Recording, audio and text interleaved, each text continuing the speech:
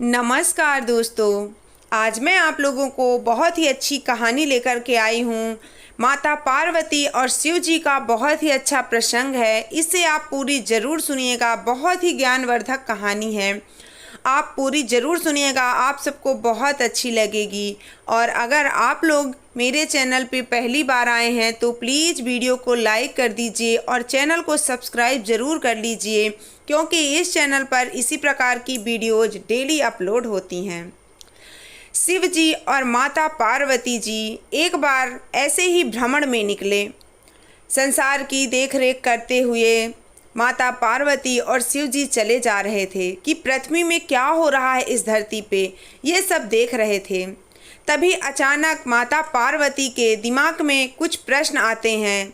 माता पार्वती कहती हैं कि हे शिव जी, हे महादेव, मैं आपसे कुछ प्रश्न पूछना चाहती हूँ जो मेरे मन को विचलित कर रहे हैं। मेरा मन विचलित हो रहा है उनके उत्तर जानने के लिए, तो कृपा करके आप मुझे उनका उत्तर बताएंगे। शिव जी ने कहा कि पूछो, क्या बात है, तुम्हारा मन किस लिए विचलित है, बताओ, मैं उसका निवारण करता हूँ। माता पार्वती ने कहा, हे शिव जी, मुझे दो प्रश्न बहुत चिंतित कर रहे हैं, आप उनका उत्तर बताइए। शिव जी ने कहा कि पूछो। माता पार्वती ने कहा, पहला प्रश्न ये है मेरा कि मनुष्य को पाप कब लगता है, क्यों पाप लगता है, इसका मुझे कारण बताइए। और दूसरा प्रश्न मेरा है कि मनुष्य को सुख और दुख की प्राप्ति कब होती है, क्या ऐसा करना चाहिए कि हमें सुख मिले, दुख की प्राप्ति ना हो, और क्या ऐसा करना चाहिए कि हमें पाप ना लगे। महादेव कहने लगे, हे पार्वती माता, आप गौर से सुनिए, मैं आपको एक कहानी सुनाता हूँ। कहानी के माध्यम से आपको सारी दुविधा आपकी दूर हो जाएगी। माता पार्वती बड़े ही ध्यान से कहानी सुनने लगी। शिव जी ने कहा, एक गांव था। उस गांव में एक पंडित रहता था, साधु, और उसी गांव में एक वेश्या रहती थी, नाचने वाली। दोनों एक ही गांव में रहते थे। साधु बड़ा ज्ञानी था, पूजा पाठ में बहुत निपुण था। वो पूजा पाठ करता था और दूसरों को ज्ञान भी दिया करता था। हमेशा तरह तरह की बातें करना, सबको अच्छा अच्छा सिखाना, सब कुछ सिखाना। और उसी गांव में वो वेश्या नाच नाच कर अपना घर चलाती थी, अपना पेट पालती थी। साधु महाराज हमेशा उसके खिलाफ रहते थे, हमेशा सबको बोलते कि ये गलत काम है, ये ऐसा नहीं करना चाहिए। ऐसे ही जीवन व्यतीत हो रहा था कि अचानक उस गांव में बाढ़ आ गई। बाढ़ आने के कारण उन दोनों की मृत्यु हो गई। साधु की मृत्यु भी हो गई और उस वेश्या की भी मृत्यु हो गई।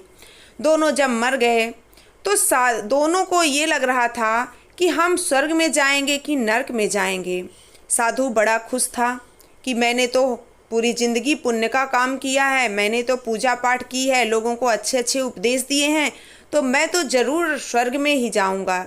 लेकिन जो वेश्या थी, जो नाचने वाली थी, वो डरी सहमी सी कुछ नहीं सोच रही थी। उसके मन में कोई भी प्रश्न नहीं था, क्योंकि उसको पता था कि मैंने ज़िंदगी में अपनी कला को प्रदर्शन किया है, जो होगा देखा जाएगा, भगवान हैं, जो देंगे वो अच्छा ही देंगे। अब यमराज से दोनों पेश किए गए यमराज के दरबार में। दोनों बैठे हुए थे। तभी यमराज ने कहा कि दोनों को कहाँ भेजा जाए। बहुत चर्चाएं हुई। काफ़ी देर बाद ये आया कि वेश्या स्वर्ग में जाएगी और जो साधु पंडित हैं वो नरक में जाएगा।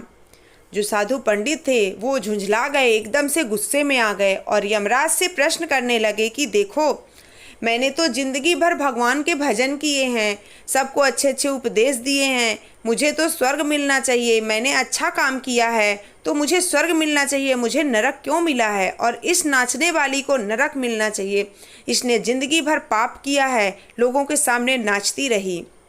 ऐसा प्रश्न सुनकर जो यमराज थे वो सोचने लगे कि ये कैसा मूर्ख पंडित है, इसने ज़िंदगी भर पूजा की है, ये कैसा है। लेकिन उसको जवाब देना था। यमराज कहने लगे कि देखो महाराज, आपने तो ज़िंदगी भर पूजा पाठ की, लोगों को उपदेश दिए, लेकिन कहीं ना कहीं आपके मन में भी इस वैसा का नाच देखने की बहुत ही लालसा थी।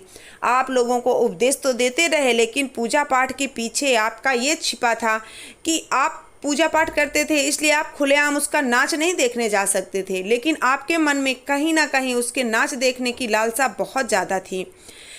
और भगवान क्या होते हैं, भगवान आपके काम को नहीं देखते, आपके काम के पीछे की नीयत देखते हैं कि आपके काम के पीछे की नीयत क्या है, अच्छी है या गलत है। और उस वेश्या ने नाचा ज़रूर है, लेकिन उसने भगवान के सामने अपनी कला दिखाई है, अपनी कला दिखा करके अपना पेट पाला है।